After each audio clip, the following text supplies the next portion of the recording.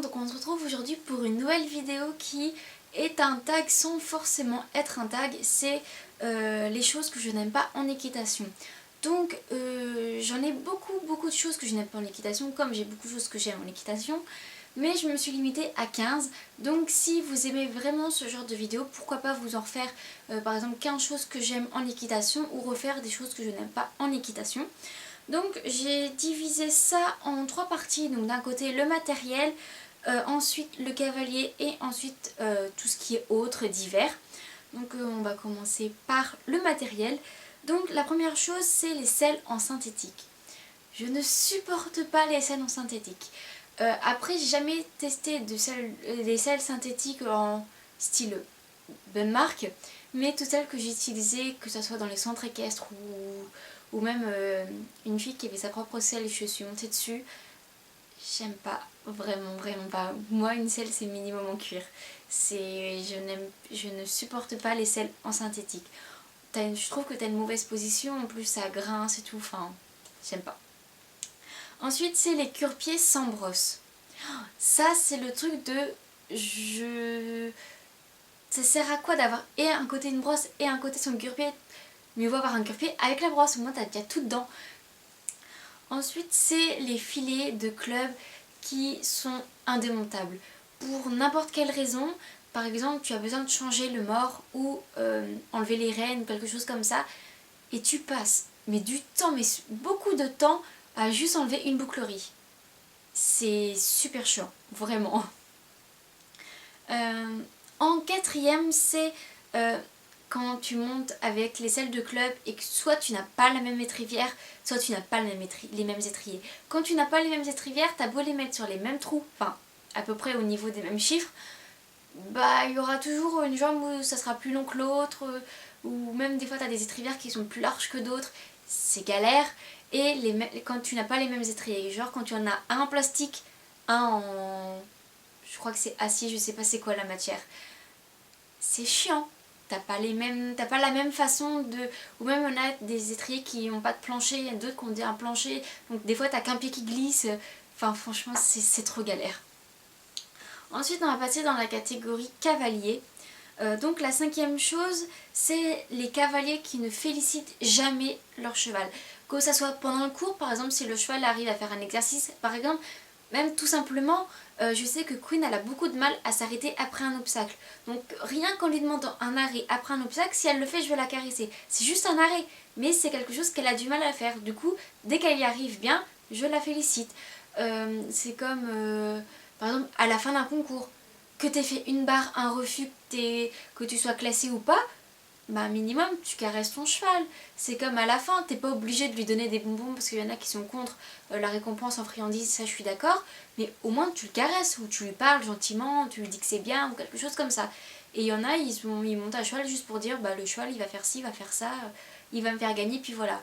Bah non. Ensuite, les gens qui c'est un peu comme ceux qui ne félicitent pas leur cheval, c'est quand ils sont à l'arrêt que avant leur, comment dire, leur passage en concours ou lorsque le prof explique les exercices, il reste comment dire, les rênes ajustées. Moi ça m'arrive souvent quand soit je monte en bride ou en reine allemande parce que j'ai vachement de mal à chaque fois à remettre et tout, mais à la limite je laisse passer, détendre un peu mes rênes, et surtout quand le cheval il tire sur les rênes, c'est pas pour vous embêter, à part quand il est au travail, mais quand il est arrêté parce que le prof parle ou quelque chose comme ça, si le cheval tire sur les rênes, c'est pas pour vous embêter, c'est juste pour dire bon maintenant je suis à l'arrêt, lâche-moi un peu les rênes, laisse-moi respirer. Et les filles qui, quand le cheval leur tire dessus, ils relèvent la tête en disant tu tires pas, mais t'es arrêté, tu peux très bien le laisser se reposer aussi, lui faire une petite pause, enfin voilà. Alors, qui pleurent pour avoir leur chouchou. C'est-à-dire, par exemple, moi je sais très bien que si je fais un concours et qu'on me dit tu vas pas avoir Queen, bah c'est pas que je vais faire la gueule, mais je vais être moins contente.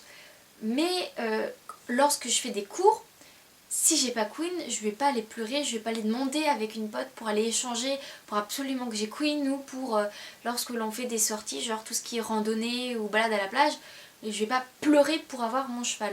Et il y en a beaucoup, ils sont jusqu'à demander au directeur, à la prof et tout, moi je veux tel cheval. Mais le problème c'est que c'est bien, t'as un chouchou, souvent le prof il le sait que t'as un chouchou, donc si te le mets pas, c'est pas pour te faire chier, hein, c'est pas pour t'embêter ou quoi que ce soit, c'est juste que ça se trouve, t'es pas la seule que c'est son poney préféré, donc il faut le mettre un peu à tout le monde, et aussi c'est pas ton cheval, c'est bête à dire mais ce n'est pas ton cheval, donc voilà, c'est... Tu le montes, c'est bien, tu le montes pas, c'est pas grave, il faut monter d'autres chevaux pour progresser et pas toujours monter le même. Ceux qui donnent une mauvaise réputation aux chevaux. Donc par là j'entends par exemple les filles, c'est souvent par rapport aux débutants, qui vont monter un cheval et le cheval va les faire tomber pour je ne sais quelle raison. Soit parce que juste tout simplement elles étaient mal sanglées, la selle elle a tourné, ou au galop le cheval a été légèrement trop rapide, le cheval a refusé l'obstacle, ou il a donné un coup de cul, ou ce genre de petits trucs qui ne sont pas genre violents ni méchants de la part du cheval. Et il y a des cavaliers, ils vont comment dire leur faire une mauvaise réputation du style lui il fait tomber, il est méchant, ou alors il y a un petit poney au club Roméo qui lui quand tu lui mets la selle, la sangle, quand tu veux lui curer les pieds, il met les oreilles en arrière et il fait semblant de mordre. Je dis bien semblant, il n'a jamais mordu. Et ça y est, il a une réputation de poney méchant qui mord, qu'il faut pas comment dire, approcher, il est dangereux et gare à toi si c'est toi qui le monte, voilà. Alors que non, enfin je sais pas, des chevaux ils peuvent mordre, ils peuvent faire tomber des cavaliers, c'est un cheval quoi, c'est un être vivant et c'est pas pour ça qu'il faut lui donner une mauvaise réputation au point que plus personne ne veut en parler, plus personne ne veut s'en approcher, ce qui fait que dès que quelqu'un veut s'en approcher, il met encore plus ses oreilles en arrière, etc. etc. Et je vais plus avoir de place sur ma carte SD, c'est trop cool. Donc, ceux qui ne font pas attention aux priorités. Des fois, sur les terrains de concours, tu sais pas quelle est la priorité. Mais des fois, c'est placardé en gros sur la porte du manège. Et toi, t'es comme ça, t'arrives, et là, t'as quelqu'un qui te passe devant en mode « Mais non, mais c'est moi qui est prioritaire !» T'as vu ce qui était marqué sur le mur? Je crois pas. Ou alors, ils doivent pas savoir ce qui est leur droite ou leur gauche. Mais bon, hein.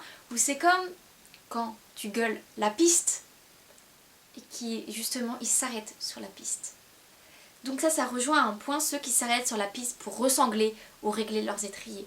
Que ça soit en concours ou en cours, si tu t'arrêtes pour faire un arrêt style tu travailles et tout, pas de problème. Mais si c'est un arrêt pour régler quelque chose, tu ne vas pas sur la piste. La piste c'est fait pour travailler quoi. Quand tu es en concours et tu gueules ton obstacle du genre Auxerre, et que les gens viennent juste se mettre devant toi, limite qui s'arrêtent devant l'obstacle pour régler leurs étriers, qui s'arrêtent tout court, ou qui vont faire un petit cercle autour de l'obstacle que tu veux sauter, ou encore pire, qui passent devant toi, qui sautent l'obstacle et qui font la barre.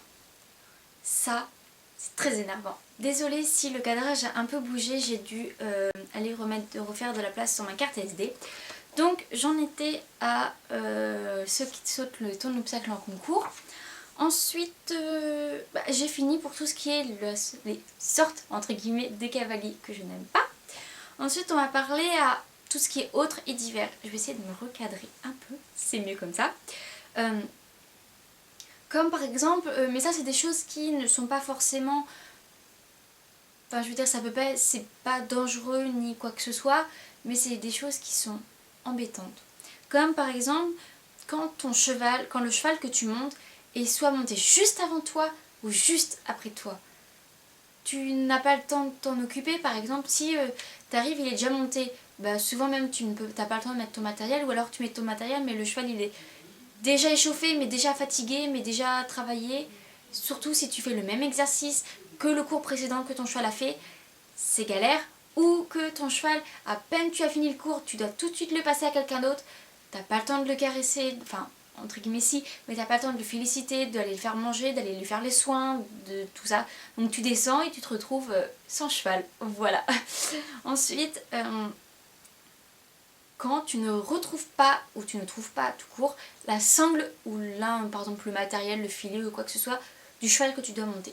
Comme j'ai ma propre selle, j'ai ma propre sangle, mais ma sangle ne va pas à tous les chevaux de club. Comme par exemple si je monte Mikado, ma sangle ne lui va pas.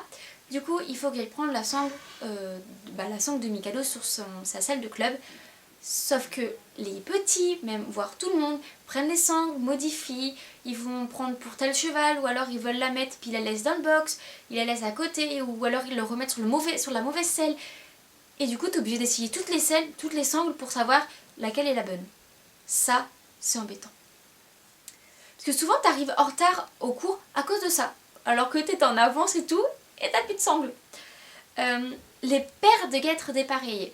Des fois il m'arrive d'utiliser les protections, tout ce que ce soit bandes, guêtres, protège-boulier, au club, comme par exemple si j'ai oublié de laver mes guêtres taille cheval, ou que j'ai pris que mes guêtres taille poney, ou que j'ai que des guêtres taille cheval et je monte un poney ou quelque chose comme ça, il m'arrive souvent d'emprunter celle du club, sauf que il n'y a jamais les mêmes.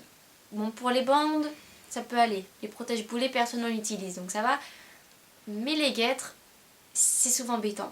Or soit t'en as deux, par exemple deux marrons, mais c'est les deux du même côté, ou alors t'arrives jamais à retrouver la droite et la gauche. Or du coup genre t'en as une avec de la moumoute par exemple rose, et on a une t'as sans moumoute et c'est noir, ou ce genre de truc là.